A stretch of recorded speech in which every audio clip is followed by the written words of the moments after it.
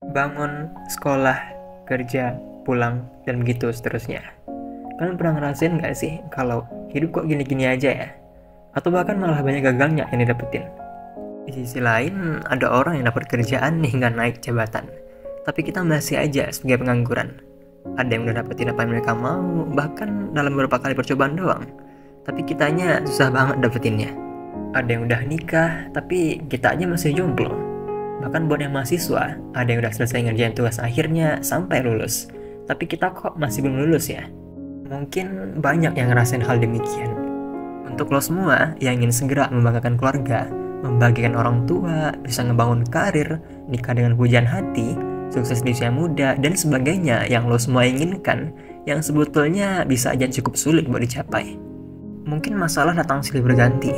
Ada yang gagal, stres, kecewa, hingga sakit hati. Semua emosi itu biasanya memuncak sampai akhirnya bisa bikin overthinking setiap malam.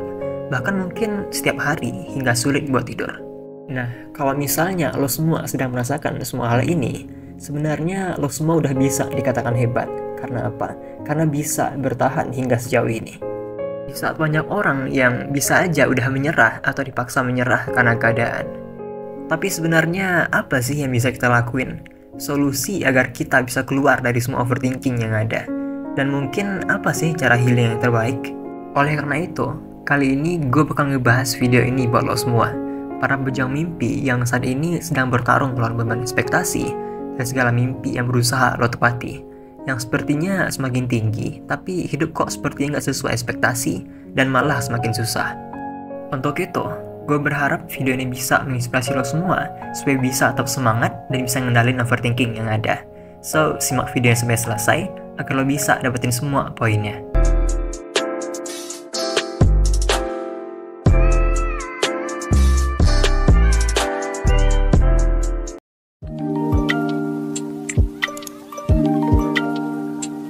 Kalian nyadar nggak sih, kalau kadang kebanyakan pilihan yang ada justru malah mengurangi kebahagiaan kita? Atau istilahnya adalah the paradox of choice. Karena banyaknya pilihan itu, bukannya jadi happy, tapi malah jadi makin bingung, dan kebanyakannya malah nggak apa-ngapain atau stuck di tempat.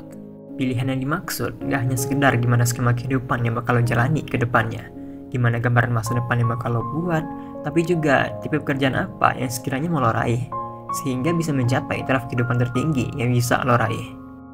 Mungkin emang berbeda dengan masa-masa dulu, saat pilihan yang ada itu nggak sebanyak ini. Jadi mungkin nggak akan terlalu buat kita pusing buat milihnya. Mungkin lo yang lagi nonton video ini sedang ngerasain hal itu sekarang. Dan ditambah lagi dengan adanya sejumlah resolusi tahunan yang mungkin aja belum berhasil dicapai. Lalu yang masih menjadi pertanyaan sekarang adalah, memang gimana solusinya? Dan gimana caranya agar kita bisa bangkit dari krisis kehidupan? Nah, jawabannya akan gue jelasin di sesi selanjutnya. Sebenarnya, solusi utama dalam memperbaiki hidup ya harus selesaiin masalah hidupnya. Mungkin hal ini terdengar mudah, tapi tentunya nggak semudah itu buat dikerjain. Bahkan ada yang udah bikin banyak rencana hidup buat dikerjain secara langsung ataupun bertahap, tapi nggak selesai semudah itu. Oleh karena itu, pada akhirnya, orang memilih untuk istirahat sejenak atau seiring dengan berkembangnya zaman, mungkin generasi masa kini atau Gen Z biasa menyebutnya dengan istilah healing. Tapi kalian tahu nggak sih kalau semakin kesini, istilah healing itu terkadang disalahartiin dalam pelaksanaannya. Healing itu ada dua tipe. Yang pertama adalah healing yang destruktif, dan yang kedua adalah healing yang konstruktif.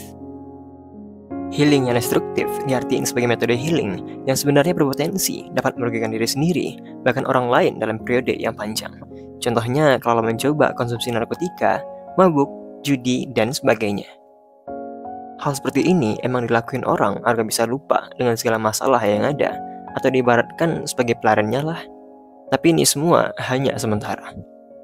Mungkin lo jadi happy, bisa dapat ini dan itu, tapi dalam jangka yang berkepanjangan, entah itu dalam segi finansial, kesehatan, maupun kondisi kalian, nggak akan berakhir dengan bagus, nggak sesuai dengan healing yang seharusnya.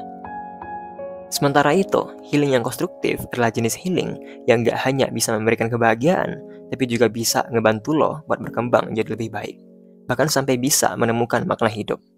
Contohnya seperti meditasi, olahraga, nge-gym, atau bisa juga ikutan jadi sukarelawan dan mengajar di suatu instansi atau suatu tempat. dan banyak hal lainnya. Hal ini disebut sebagai healing yang konstruktif karena ini bisa ngebantu lo dalam menyelesaikan masalah yang lo punya, bisa bantu meningkatkan kemampuan lo, dan juga bisa ngebantu dalam perkaya wawasan. Lalu, pertanyaan selanjutnya yang mungkin juga ada di pikiran kalian adalah, apakah healing aja cukup? Jawabannya adalah enggak. Kalau cuma healing doang, ya itu nggak akan bisa bikin kita keluar dari masalah kehidupan. Tentu harus dibarengi dengan penyelesaian masalahnya. Maka dari itu, cara agar healing yang kita lakukan itu bisa bermakna dan juga bisa nyelesain masalah yang kita punya adalah healing dengan konsisten dan berkualitas. Mungkin terkadang ada yang mikir kalau sebenarnya healing itu nggak perlu usaha dan healing itu cuma untuk istirahat doang. Sebenarnya gue kurang setuju dengan ini, karena nggak jarang kalau healing yang benar bekerja dan bermakna itu perlu usaha. Kadang-kadang bukan hanya tentang konsisten, tapi juga perlu dijadwalin dengan intens. Dan sebenarnya bagaimana sebuah healing itu bisa bekerja dan bermakna, ya tergantung setiap orangnya dan tujuan healingnya. Banyak cara untuk bisa healing, dan terutama ada satu metode healing yang menurut gue bisa ngebantu lo. Namanya adalah time off, yang akan gue jelasin di sesi selanjutnya.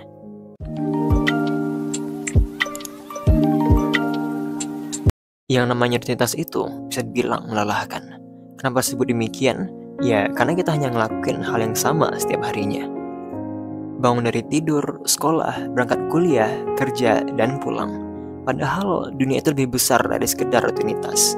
Kadang mikir kalau hidup kita kok gitu-gitu aja ya. Terkadang hal ini terjadi karena kita nggak pernah mengambil atau ngelakuin time off. Dan sebenarnya nggak ada salahnya sih buat ambil waktu sejenak untuk menikmati dunia. Coba rehat dulu dari kerjaan. Kadang dunia itu seperti buku. Kalau misalnya lo nggak ambil waktu buat menikmati dunia, jalan-jalan, atau ketemu orang baru, ibaratnya ya lo cuma menetap di satu halaman. Padahal masih banyak halaman lain yang menunggu untuk dieksplorasi. Sehingga time off ini bisa jadi salah satu solusi buat ngebantu lo dalam mikirin masalahnya dalam berbagai sudut pandang dan solusi penyelesaiannya. Seorang filsuf Prancis yang bernama Albert Camus pernah berpendapat kalau traveling adalah aspek penting dalam hidup manusia. Kenapa? Karena traveling itu lebih dari sekedar jalan-jalan. Rehat dan time off itu lebih dari sekedar liburan doang. Hal ini dikarenakan kita bisa mengeksplorasi ke tempat-tempat baru, bertemu orang-orang baru, berbagai bahasa yang baru, bahkan hingga berbagai budaya yang baru kita temui. Beliau juga menambahkan bahwa traveling itu lebih dari sekedar mencari kesenangan semata, tapi juga sebagai sarana untuk kembali ke diri sendiri dan mencari makna. Oleh karena itu, ketika lo sedang overthinking, pusing, atau lagi capek dalam hidup, salah satu opsi yang bisa lo lakuin adalah dengan traveling sesuai kebutuhan lo.